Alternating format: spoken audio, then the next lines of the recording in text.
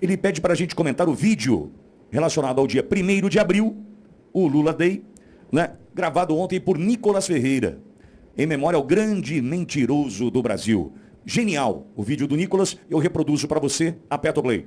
Hoje é 1º de abril, mais conhecido como Lula Day. Eu confesso que não foi fácil reunir quase que todas as mentiras do Lula, mas aqui vão elas. Em primeiro lugar, a clássica, quando o Lula fala que basicamente inventava números e ficava por isso mesmo. Eu cansei de viajar ao mundo falando mal do Brasil, gente.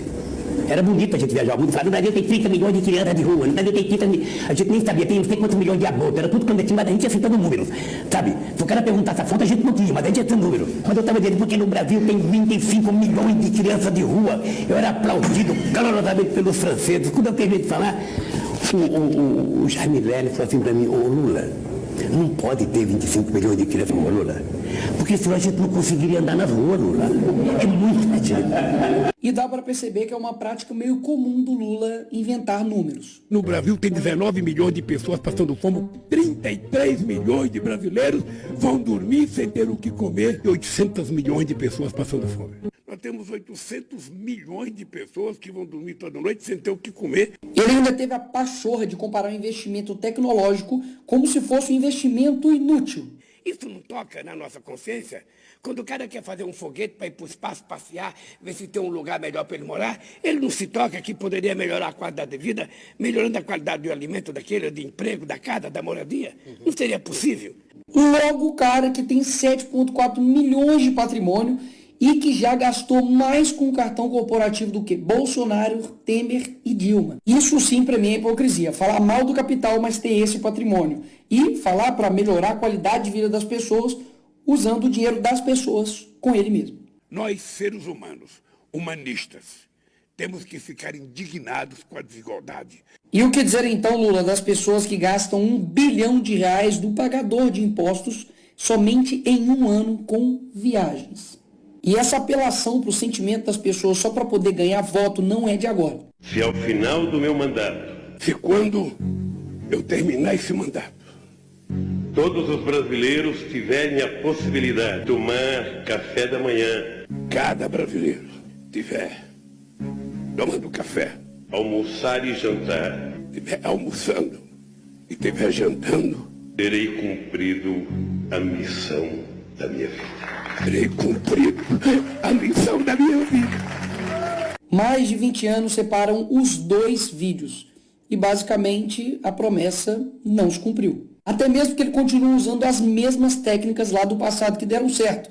Comprar as pessoas pela lábia. E vamos voltar no final de semana a comer um churrasquinho e tomar uma cerveja. E eu digo todo dia, nós vamos voltar a comer picanha, sabe aquela parte com aquela gordurazinha passada na farinha, a gente mastigar aquilo, tomar uma cervejinha gelada? É tudo que o povo quer. E vamos voltar no final de semana a comer um churrasquinho e tomar uma cerveja. E depois teve a cara de pau de dizer que não era muito bem assim picanha, era um bife de soja. Na verdade, eu não estou prometendo churrasco, que eu estou dizendo que a gente vai voltar. Você não vai fazer churrasco no quintal, não?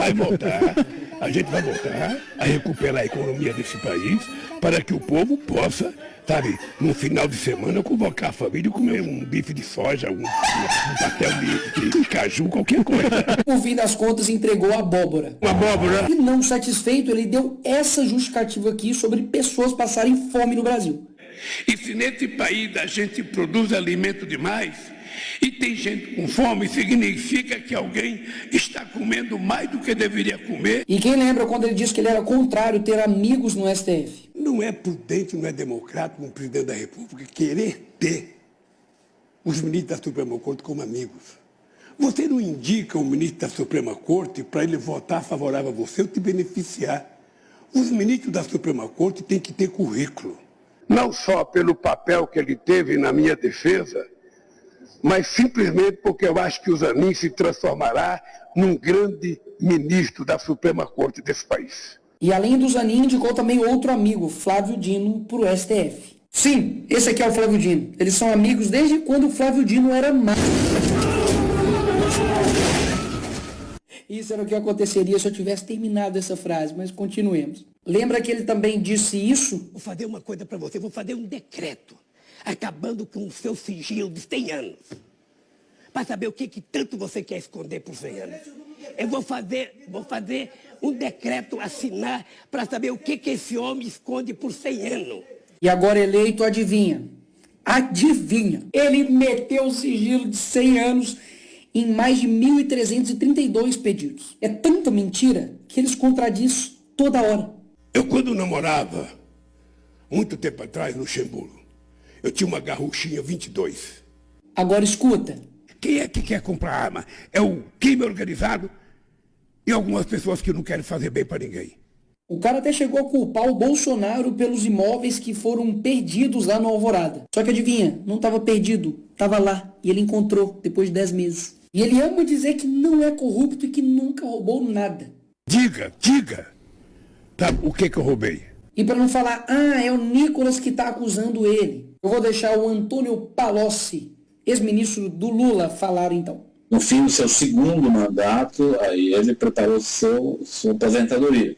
Recebeu 300 milhões da Odebrecht numa conta corrente de disponibilidade, recebeu seu sítio, que foi feito, combinado para seu uso, o apartamento do qual já foi condenado. Eu, pessoalmente, levei pacotes de 50 mil reais, algumas vezes, ao presidente Lula. E não tem como brigar com a realidade. Lula foi condenado a 12 anos e 11 meses por corrupção e lavagem de dinheiro na ação da Lava Jato. Depois da história você já sabe, né? Basicamente o STF descondenou o Lula. E aí tem gente que fala, a Lava Jato foi tudo uma maçã, tudo uma mentira, o Lula é inocente. Não.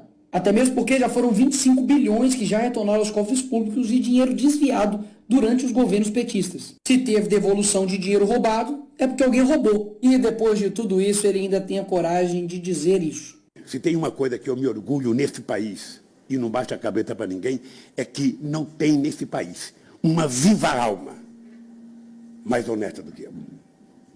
E o que eu quero mostrar nesse vídeo é que a mentira, ela tem poder. Obviamente não mais do que a verdade, mas ela também faz o seu estrago. Até mesmo porque, para pensar, num país com 220 milhões de pessoas, será que não tem ninguém melhor para dirigir o nosso país do que esse cara? Mas por que, afinal de contas, isso acontece? Porque as pessoas preferem mentiras que acalentam o coração e acalmam os seus ouvidos do que verdades que confrontam, que algumas das vezes vão ser amargas e ruins aos ouvidos, mas que no final das contas vai fazer você enxergar a verdade. E por fim, deixar esse vídeo aqui que se tem um dia que a minha alma foi lavada, foi esse dia.